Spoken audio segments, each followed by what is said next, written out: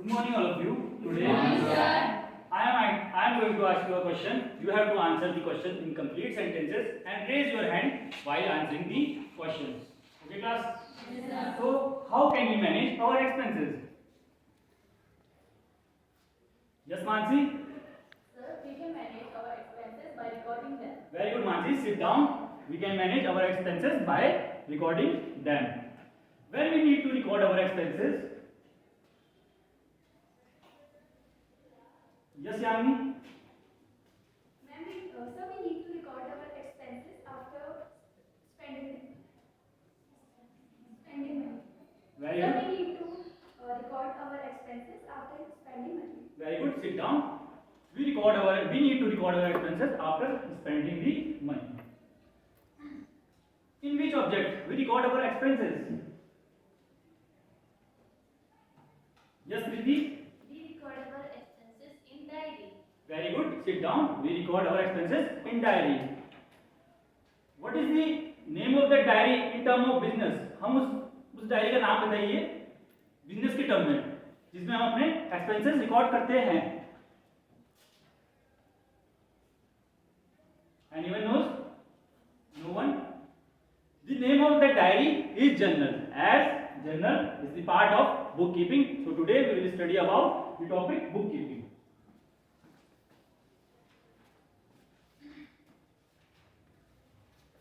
Today we will study about bookkeeping.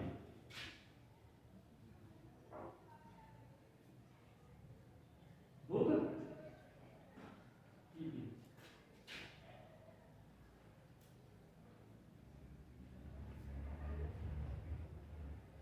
So,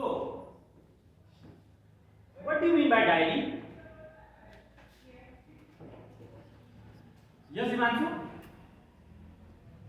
Diary is a notebook in which we record details. Very good. Sit down. Diary is a notebook in which we record details. What are the important details in terms of business? Yes, Neeraj? So, in terms of business, the important details are purchase and expenses. Very good. Sit down. In terms of business, the important details are purchase, selling, and expenses of business.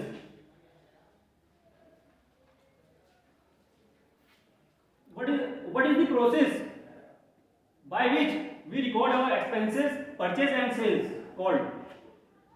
Anyone knows? Nobody?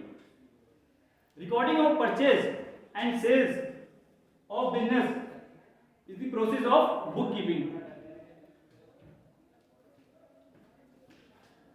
The process is called bookkeeping. Bookkeeping.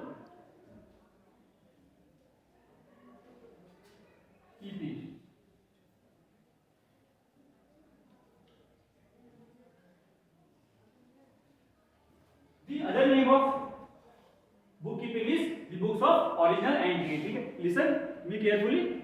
The other name of bookkeeping is the book of original entry. If we talk about the definition, a famous founder of Tauken e-commerce said that bookkeeping is an art. Bookkeeping is an art of recording in the books of account the financial aspect of monetary transaction. Okay. So first of all, bookkeeping is an art. Bookkeeping क्या है? It is an art. Then what is the word? इसका काम क्या होता है? इसका काम होता है recording the transactions. Transaction basically transaction होता क्या है? Transaction is related to the business activities. Recording of transaction.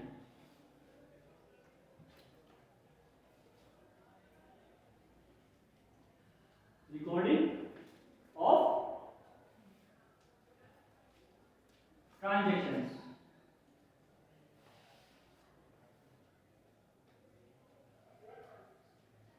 Recording of transaction in the books of account. ठीक है. बेसिकली होता क्या है बुककीपिंग में? दो तरह की डायरी होती है. आप समझिए इसको. दो तरह की डायरी होती है, उन्हें बुक्स ऑफ अकाउंट कहते हैं. तो ट्रांजेक्शन रिकॉर्ड होती है बुक्स ऑफ अकाउंट्स में. Books of account.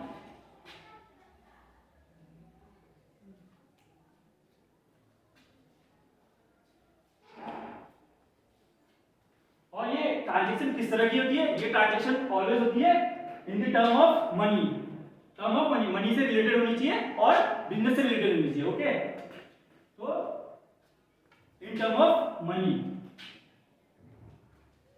In term of money and related to business.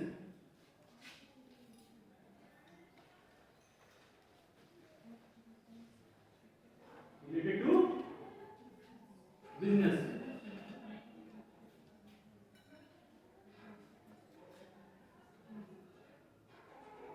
If I will give you example, I will put two condition in front of you.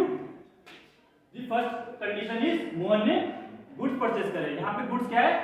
Goods वो चीजें होती है जिनमें production होता है। मान लीजिए मेरी एक दुकान है, मैं बिस्किट का बिजनेस करता हूँ, तो वो क्या है मेरे लिए?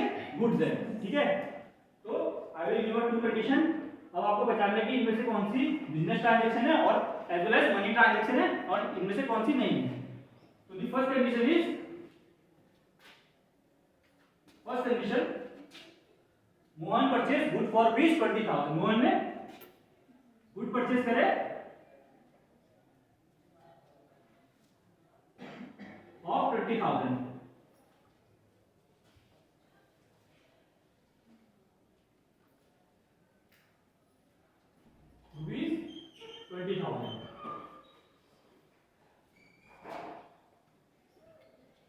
ठीक है, देन मोहन ने क्या करा कि एक चैरिटी शो होस्ट करा। सेकंड कंडीशन इज, मोहन ने क्या करा? एक चैरिटी शो होस्ट करा। Mohan host charity show. तो क्या आप मुझे बता सकते हैं कि इन दोनों में से कौन सी business as well as money transaction होगी जो बुक कीपिंग में रिकॉर्ड होगी?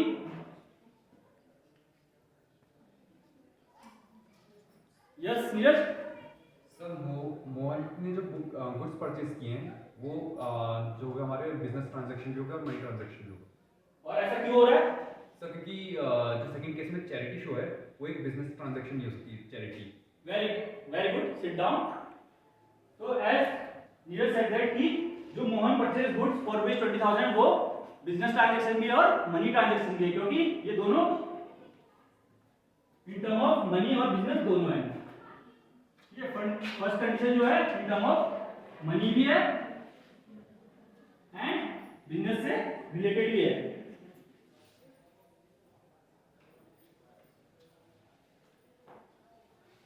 Related to business.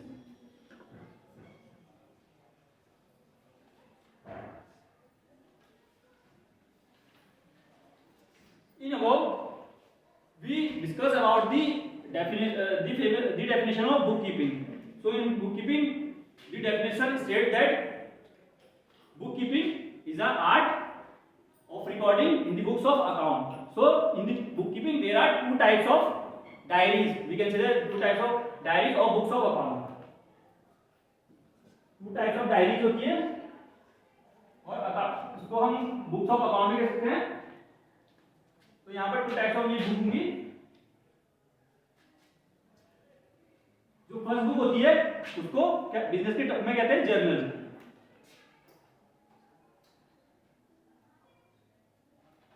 एंड जो सेकंड बुक होती है वो होती है लेजर।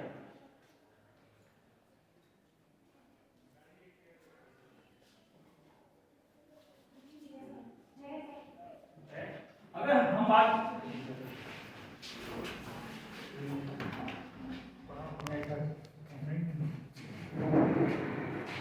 तो अगर हम बात करें जर्नल की, जर्नल एक सब्सिडरी बुक होती है। जर्नल इज एक्चुअली में जर्नल एक सब्सिडरी बुक होती है। यहाँ पे सब्सिडरी से मीनिंग है कि ये असिस्ट करती है इसको, कलर्स को और अकाउंटेंट को। बेसिकली जो बुक कीपिंग होती है वो कलर्स और अकाउंटेंट द्वारा की जाती है। तो ये जर्नल जो है वो हेल्प करता है इसको, अकाउंटेंट और कलर्स को लेजर में एंट्रीज की, ट्रांजैक्शन की पोस्टिंग करने में। मैं आपको इसका स्ट्रक्चर दिखाता हूं कि कैसा जर्नल और लेजर का स्ट्रक्चर होता है।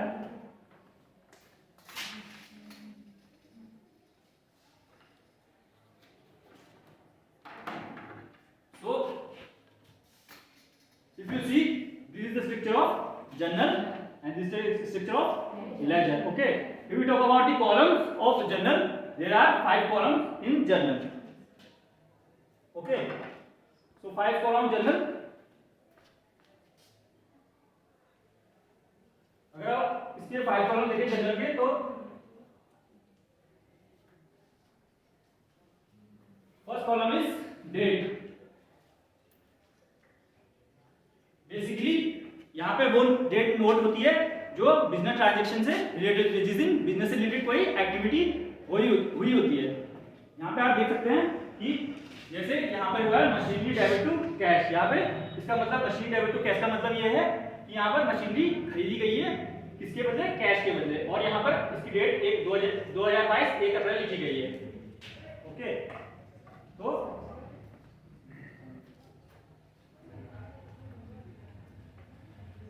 डेट ऑफ ट्रांजैक्शन यहाँ पे रिकॉर्ड होती है. Date of what, transaction.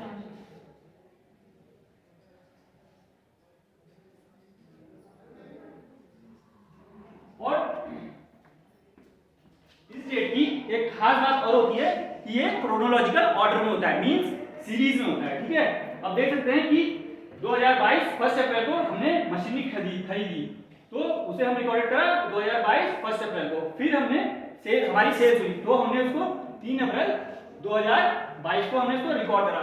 हम ऐसा नहीं कर सकते कि पहले हम सेल्स को रिकॉर्ड कर देंगे फिर मशीनरी को रिकॉर्ड करेंगे. हमें पहले जो एक्टिविटी बिजनेस में पहले हुई होती है उसको पहले एक्टिवेट करनी, एंट्री करनी होती है. Okay, so the date is should be in chronological order. Always in chronological order. If we talk about the second column, that is particular. Basically यहाँ पे वो एंट्री होती है जो रिलेटेड होती है बिजनेस की एक्टिविटी से रिलेटेड होती है. और इसका फॉर्मेट क्या होता है लिखने का, आप देख सकते हैं यहाँ पे बिजनेस एक्टिविटी को एंट्री भी कहा जाता है और ट्रांजैक्शन भी कहा जाता है. उसका फॉर्मेट होता है इस प्रकार से. मान लीजिए यहाँ पे सेल्स हुई है तो एंट्री होगी cash account debit to sales.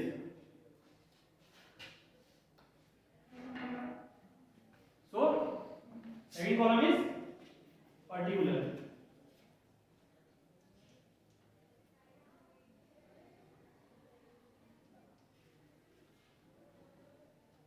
Recorded business activity, business से रिलेटेड जितनी भी एक्टिविटी रिकॉर्ड पर्टिकुलर में की जाती है.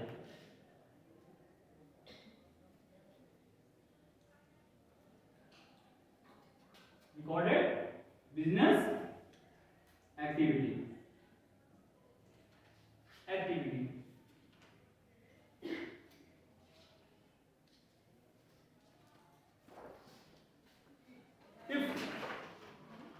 We talk about the third column, that is ledger folio. Basically it is a column of numbers or it can be in numerics.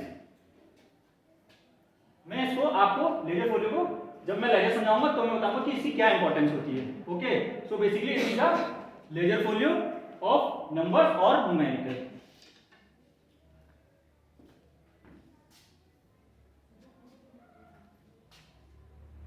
Ledger folio को हम short में एलएफ करके भी लिखते हैं.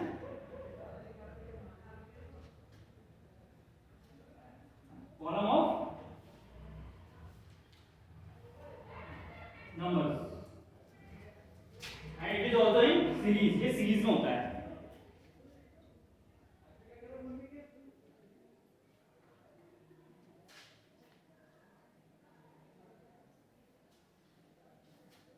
सीरीज में होता है. अगर हम डेबिट एंड क्रेडिट अमाउंट की बात करें, ये सबसे इंपॉर्टेंट होती है. यहाँ पर जितनी भी ट्रांजैक्शन, जैसा कि मैंने आपको यहाँ पे बताया था कि यहाँ पर हम जो भी ट्रांजैक्शन करते हैं वो इन टर्म ऑफ मनी और रिलेटेड टू बिजनेस होनी चाहिए. वैसे ही जितनी भी ट्रांजैक्शन यहाँ पर होंगी डेबिट क्रेडिट में, ये मेजर करी जाएंगी. ठीक है, अब ये मेजर किस प्रकार होगी मैं आपको बताना चाहूंगा. The basic concept of debit and credit. Okay, so the basic concept of debit and credit I will tell you.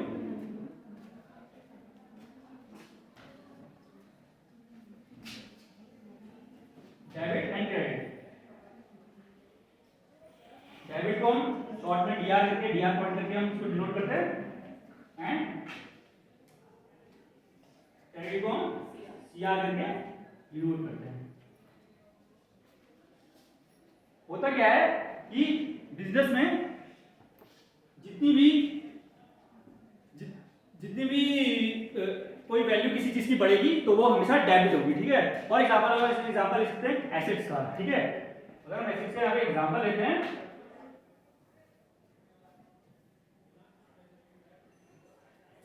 मान लीजिए एसेट्स बढ़ रहे हैं तो वो हमेशा डेबिट होंगे, हमेशा डेबिट होंगे। एसेट्स बढ़ रहे हैं,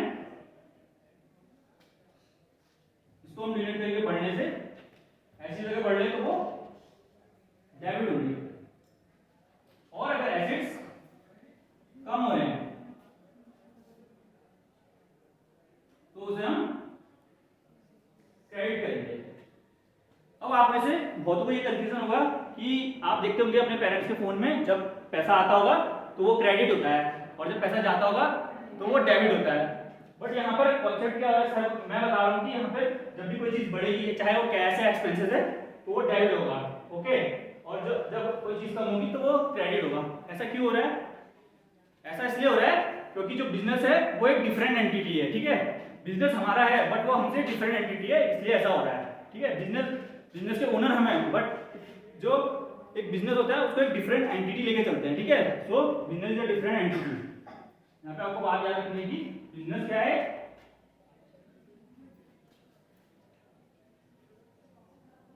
बिजनेस इज अ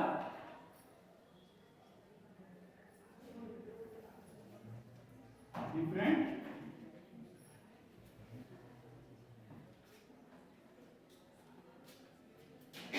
एंटिटी। इसका मतलब ये है कि बिजनेस की एक डिफरेंट आइडेंटिटी होती है। तो इसलिए जो भी इसमें बैंक के अपोजिट एंट्रीज चलती हैं, यानी अगर कोई चीज बढ़ रही है उसको हम एग्जांपल लेते हैं। अगर मशीनरी बढ़ रही है, मान लीजिए हम मशीनरी खरीद रहे हैं, अगर हम यहाँ पे देखें कि मान लीजिए मशीनरी हम यहाँ पे खरीद रहे हैं, ठीक है।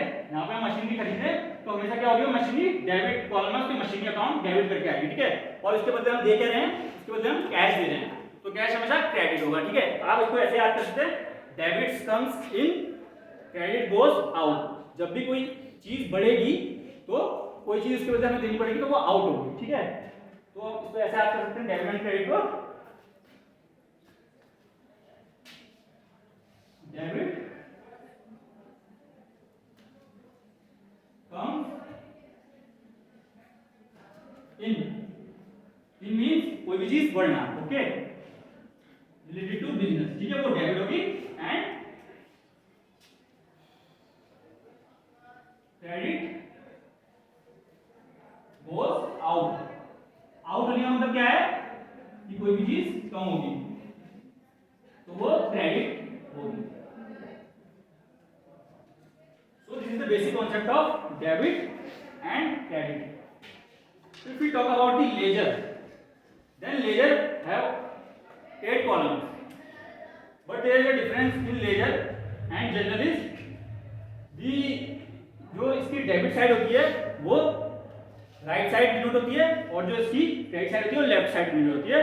और बेसिकली इसमें 4 कॉलम्स बटे होते हैं। बट जो इनके कॉलम्स है date particular JF amount, date particular JF amount के, ये सबका वर्क एक ही होता है। जैसे जनरल में हो रहा है वैसे ही इसमें भी होगा। मैं आपको एक एग्जांपल के साथ समझाता हूँ। बेसिकली इसमें होता क्या है कि जनरल में जनरलाइज एंट्रीज होती है, ओके। सबकी मशीनरी की भी एंट्री इसमें हो जाएगी, कैश की एंट्री भी हो जाएगी, सेल्स की।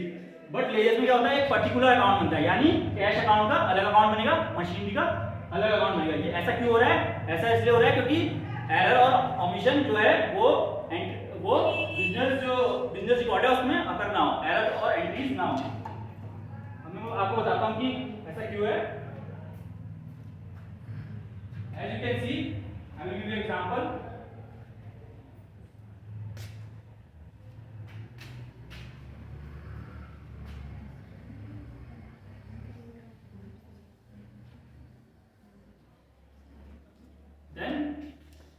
मान लीजिए हमने मशीनरी खरीदी तो हम उसको क्या करेंगे, मशीनरी बढ़ रही है तो हम क्या करेंगे, उसको एनीवन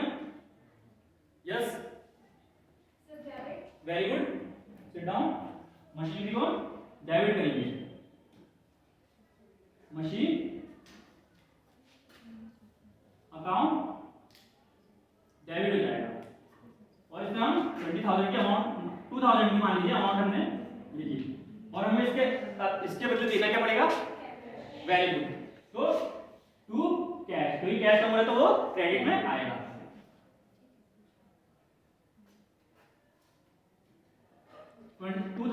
ओके। और फिर हम इसके बाद एक चीज देखते हैं कि अगर हम लेजर अकाउंट बनाते हैं, ये हमने एंट्री करी है जनरल के लिए। अगर हम यहाँ पे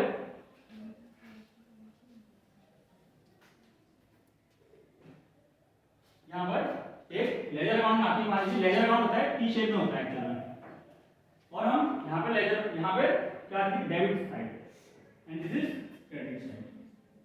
मान लीजिए हम यहाँ पे कैश का बनाना है, कैश का लेजर बनाना है, तो कैश अकाउंट में करके यहाँ पे लिखेंगे। सो कैश हमारा जा रहा है, किस वजह से जा रहा है, हम मशीनरी खरीद रहे हैं, तो कैश क्या हो रहा है, क्रेडिट हो रहा है। सो जैसे ही मशीनरी कैश क्रेडिट हो रहा है, तो उसकी पीछे वजह क्या थी, हमारे पास मशीन नहीं आई, तो हम उसका रीजन यहाँ पे लिखेंगे। बस एक चीज होगी कि हमें यहाँ पे बाय मशीनरी करके राइट साइड क्रेडिट साइड उसे लिखना होगा। और मान लीजिए कोई अकाउंटेंट से कभी गड़बड़ हो सकती है, कंप्यूटर से कभी गड़बड़ हो सकती है टाइप करने में, तो मान लीजिए यहाँ पे अगर 2000 था और यहाँ पर हमने गलती से 2100 रिकॉर्ड कर दिया, मैं मान लीजिए कलर हूँ और मैंने ये अकाउंटेंट हूँ, मैंने 2100 यहाँ पर लिख दिया है। तो जब हम क्या करेंगे, जब हम profit and loss at the end of the year, हमेशा याद रखना at the end of the year profit and loss calculate होता है। जब हम at the end of the profit and loss calculate करेंगे तो हमारे यहाँ पर 100 रुपए ज्यादा आएंगे, बट हमारे अकाउंट में 100 रुपए आए नहीं हमारे बिजनेस अकाउंट में। तो हम क्या देखेंगे, हम सबसे पहले यही देखेंगे, जनरल देखेंगे कि वहां पे कोई एरर तो नहीं हुआ है। अब हमने यहाँ पे जनरल चेक करा और बिल चेक करा, तो यहाँ पर 2000 की अमाउंट थी, बट जब हम लेजर में गए, एक स्पेसिफिक अमाउंट में गए, कैश के अकाउंट में गए, तो हमने यहाँ पर लिखा तो 100 की ट्रांजेक्शन ज्यादा है, तो यहाँ पे क्या हुआ, एरर फाइंड हो गया। तो ये हेल्प करता है general account and ledger account, error find करने में भी हेल्प करता है। मैं उम्मीद करता हूं आप लोगों को ये समझना आया होगा।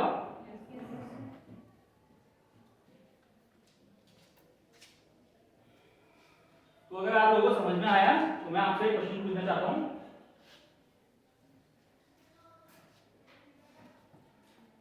Book keeping record which type of entries और transaction? Yes, Reena? Sir, bookkeeping records transaction related to money and business. Very good, Reena. Sit down.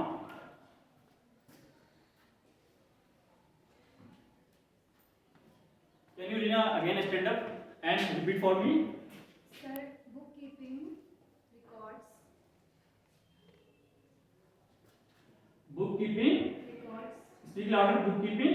records Records transaction related to transaction related to business and money business and money. and money. Very good, Reena. Sit down. So, आप सभी इस word को अपनी copy में note करेंगे और ये structure भी आप लेजर एंड जनरल का स्ट्रक्चर भी आप अपनी नोटबुक में नोट करेंगे। क्या आप सभी ने नोट कर लिया है? Very good.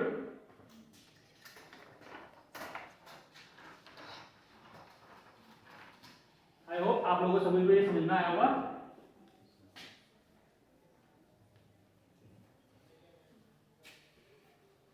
So, what do you mean by diary? Anyone? I repeat, what do you mean by diary?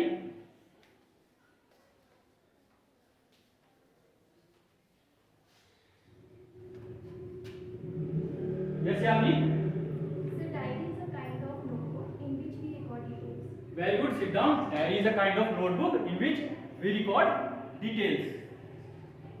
Did you know what are the important details related to business? क्या important details हो सकती है जो diary में note होती है, diary in term of journal and bookkeeping में। Yes Neeraj? Sir, in diary like journals, business transactions like earning and expenses are noted down.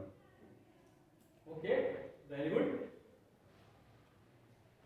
So as we know कि जो डायरी में इंपॉर्टेंट नोट होते हैं वो related to business and purchase होते हैं, उसको हम बुक कीपिंग करते हैं। So who do book keeping?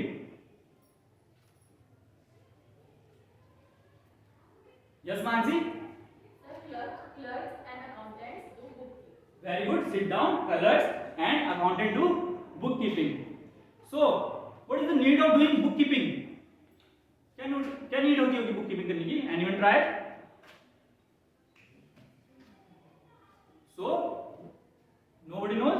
So, the need of doing bookkeeping is to keep record systematic.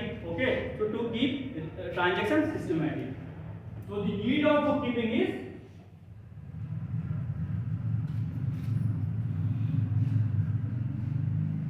need of bookkeeping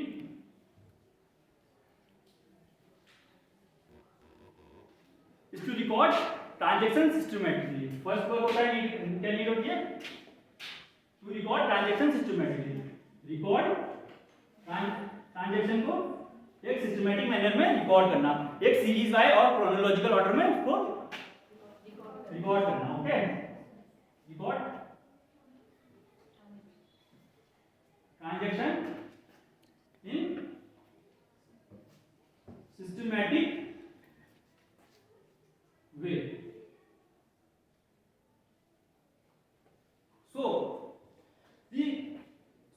It also, the bookkeeping is also helps in calculate the profit and loss at the end of the year.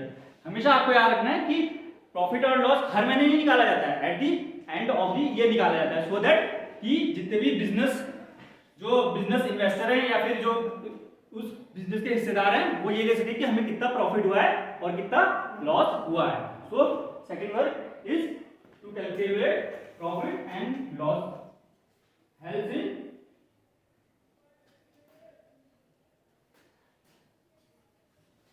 to calculate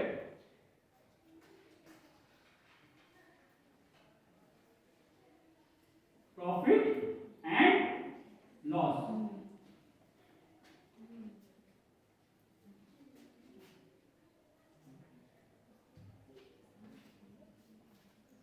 book कीपिंग हमें इस चीज में मदद करती है कि हमारी साल भर में या महीने में कितनी परचेज हुई है, कितनी सेल्स हुई है और कितने हमने एक्सपेंसेस बिजनेस में लगाए हैं। So help to knows about the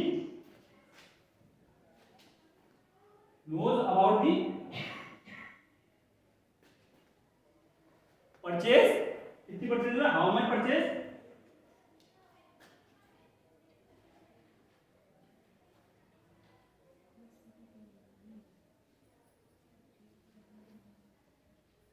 how much purchase, कितनी सेल्स हुई है ये बताती है,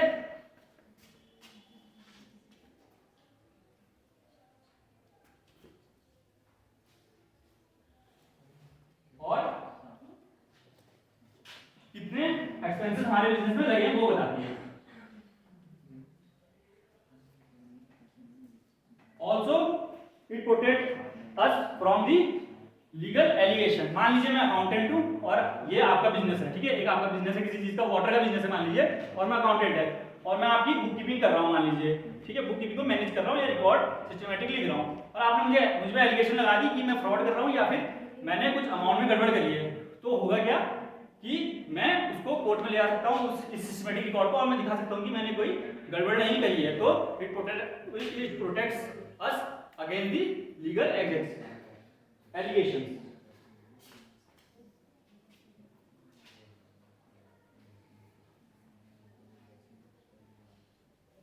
Protect us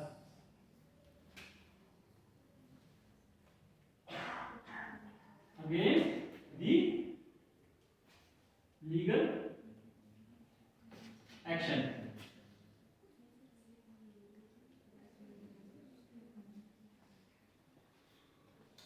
One more word of bookkeeping is that it helps in auditing. Basically auditing होता क्या है? Auditing is the inspection related to books of account. जो हमारी जो डायरीज होती है उनको उनका इंस्पेक्शन करना ऑडिटिंग कहलाता है, ऑडिट कहलाता है, जिसे चार्टर्ड अकाउंटेंट करते हैं. ठीक है.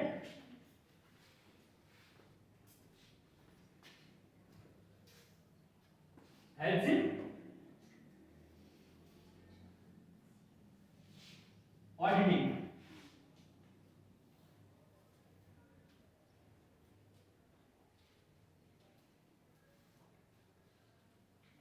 So उम्मीद करता हूं आप लोगों को समझ में आया होगा. आप सभी को समझ में आया? तो मैं आपसे क्वेश्चन पूछूंगा. साल के कौन से समय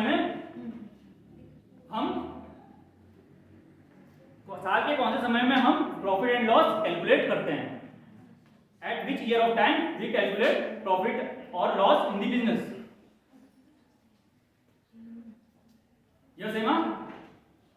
End of the year, we calculate profit and loss. Very good. Can you repeat for me? At the end of the year, At the end of year, we calculate we calculate profit and loss in the business. profit and loss in business. Very good. यहाँ sit down. So साल के अंत में हम profit and loss को calculate करते हैं.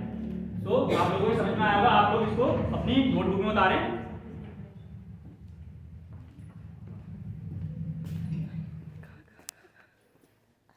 Yes, Himanshu, have you noted down this?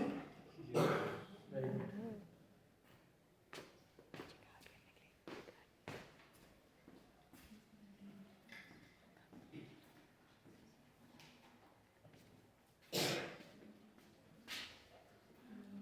So, अभी तक मैंने जो आपको पढ़ाया है, मैं इससे रिलेटेड आपसे क्वेश्चन पूछना चाहता हूँ. इससे रिलेटेड आपसे क्वेश्चन पूछना चाहता हूँ. आप उसका आंसर देने का ट्राई कीजिए. So, what is the other name of bookkeeping?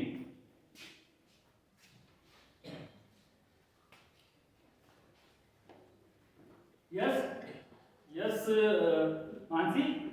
So the other name of bookkeeping is book of original entry. Very good. The other name of bookkeeping is books of original entry. Sit down. Very good. What do you mean by audit?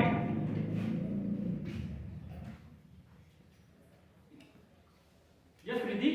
Audit is the inspection related to books of account. Very good. Sit down. Audit is an inspection related to books of account. So, अब मैं आपको homework देने जा रहा हूँ. आप इसको घर से करके लाएंगे.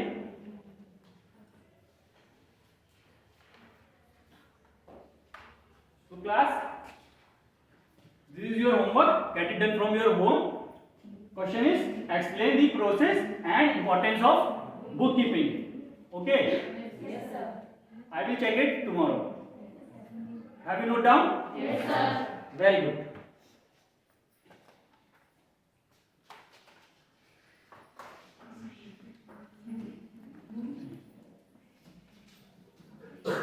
सबसे बड़ा ये है कि जैसे आप पढ़ा लेते हैं उसके बाद बच्चों से खुद ही कहते हैं कि आपकी समझ में आ गया है. अब मैं आपसे एक सवाल पूछता हूँ. ये तो नहीं बोलना है, इस तरीके से नहीं बोला जाता है. और सबसे बड़ा नेगेटिव मैं बार बार कहता हूँ, साइंस वालों से भी बोला था, इससे पहले मैं मैथ्स से खासियत बोला था. और आप एक तरीके से कॉमर्स जस्ट लाइक अ मैथ्स है. आपका इन्वॉल्वमेंट स्टूडेंट्स के साथ बिल्कुल नहीं हो रहा था इंटरेक्शन. जैसे फॉर एग्जाम्पल आप एग्जाम्पल्स दे रहे थे. एग्जाम्पल्स का आपका क्रेडिट था, उसके अंदर डेबिट एंड क्रेडिट था. आपने खुद ही समझा रहे थे. उसको आप स्टूडेंट से पूछ सकते थे कि मोबाइल के अंदर यदि हम परचेजिंग करते हैं, ऑनलाइन परचेजिंग करते हैं, उसके बाद आपने देखा होगा कि आपके मोबाइल पे क्या मैसेज आता है. आप पूछ सकते हैं बच्चे से, तो बताएगा कि हमें सर डेबिट देखा या क्रेडिट देखा. तब आप उससे पूछते क्या समझे आप इससे. आप डेबिट से क्या समझे, यानी कि आपने परचेजिंग करी, आपका पैसा वहाँ चला गया. अब आप कहते हैं यदि आपके फादर की सैलरी यदि उसमें आती है तो आपने कभी ना कभी अपने मोबाइल में देखा होगा, तो उसमें क्या लिख के आता है, क्रेडिट देखा है, क्रेडिट से क्या समझे आप बताइए। नेक्स्ट, वो आपका स्टूडेंट के साथ इन्वॉल्वमेंट लगता है। इंटरेस्टिंग जब भी होता है जब आप स्टूडेंट को भी इन्वॉल्व कर दीजिए एग्जाम्पल्स के साथ। या आप एग्जाम्पल्स बोल रहे हैं तो आप रेगुलर अपने ही एग्जाम्पल्स बोल रहे हैं। यदि आप एक एग्जाम्पल फॉर एग्जाम्पल एक बोला है तो दूसरा एग्जाम्पल आप स्टूडेंट से पूछ सकते हैं, क्रेडिट एंड डेबिट।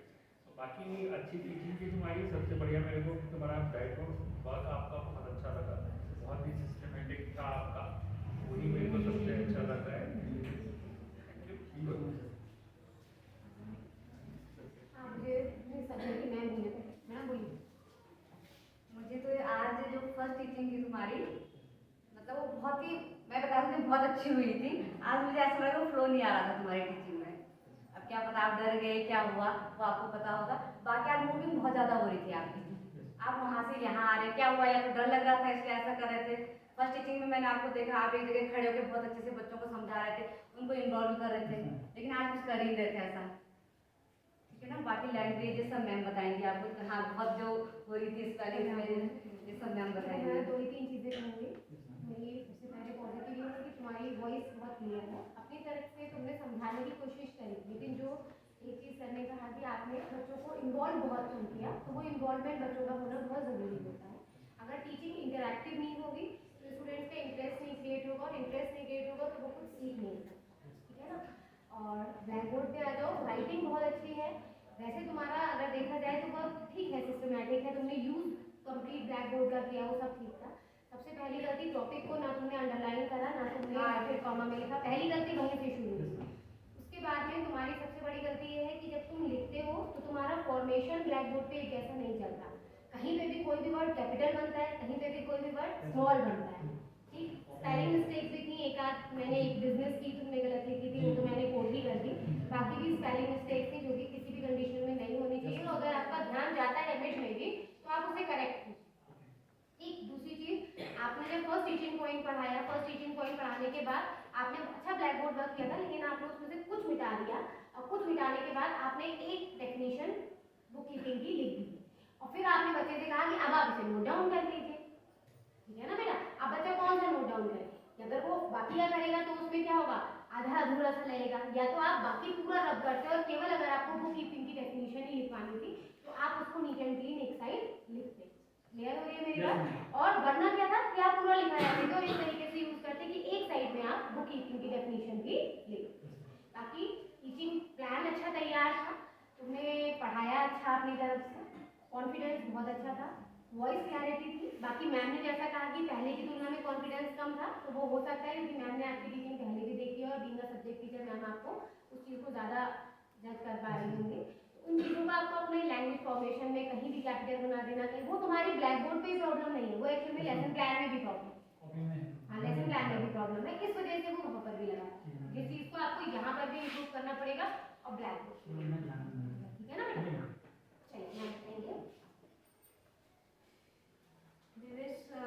जो टीचिंग मैंने आज आपकी देखी है वो फर्स्ट टीचिंग है, तो मैं कंपेयर तो नहीं कर पाऊंगी कि प्रीवियस कैसा रहा, लेकिन ओवरऑल अगर देखा जाए तो टीचिंग आपकी बहुत अच्छी है।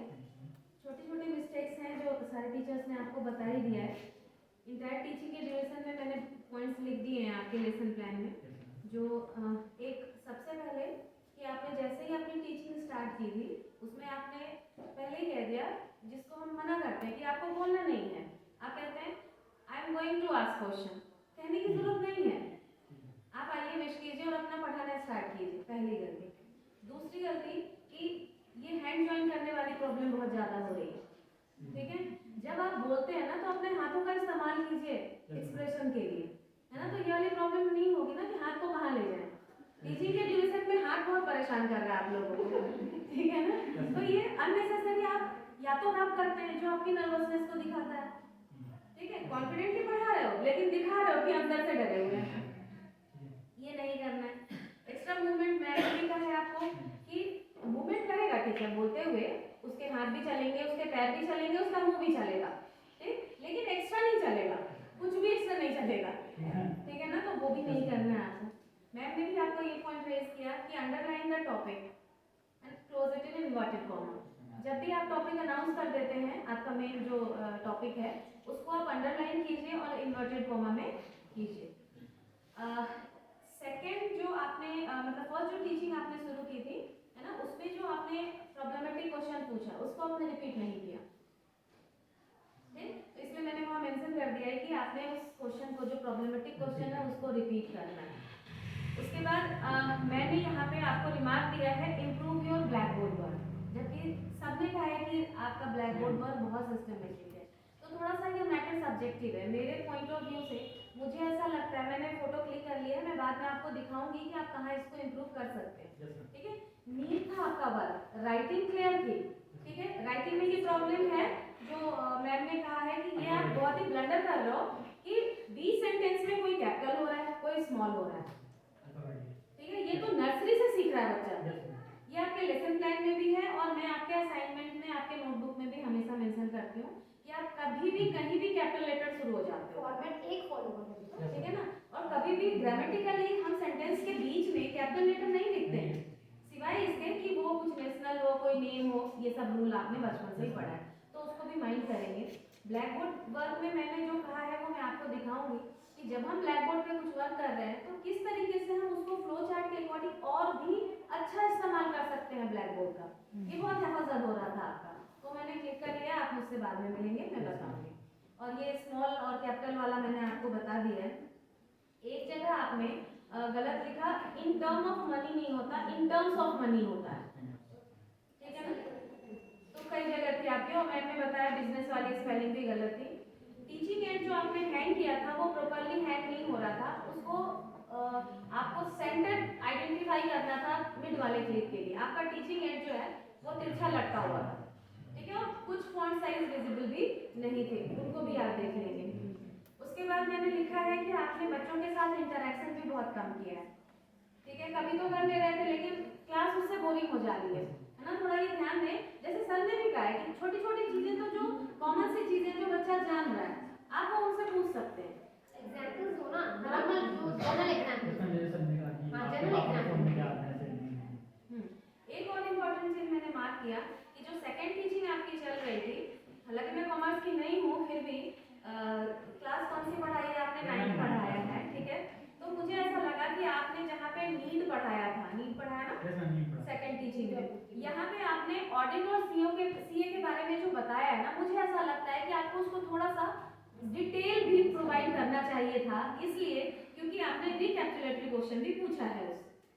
आपने सिर्फ एक टर्म यूज किया, वो न्यू टर्म था, लेकिन आपने उसको एक्सप्लेन नहीं किया है ना। तो मुझे ऐसा लगता है कि आपको अपने टीचिंग में, चाहे आप यहाँ नहीं लिखते, लेकिन वो टर्म आया था तो आपको बच्चों को वहाँ पे बताना चाहिए था, ऑडिट के बारे में भी और सीए के बारे में भी थोड़ा सा एक्सप्लेनेशन वहाँ पे देते, और फिर तभी आप यहाँ पे पूछ भी सकते थे।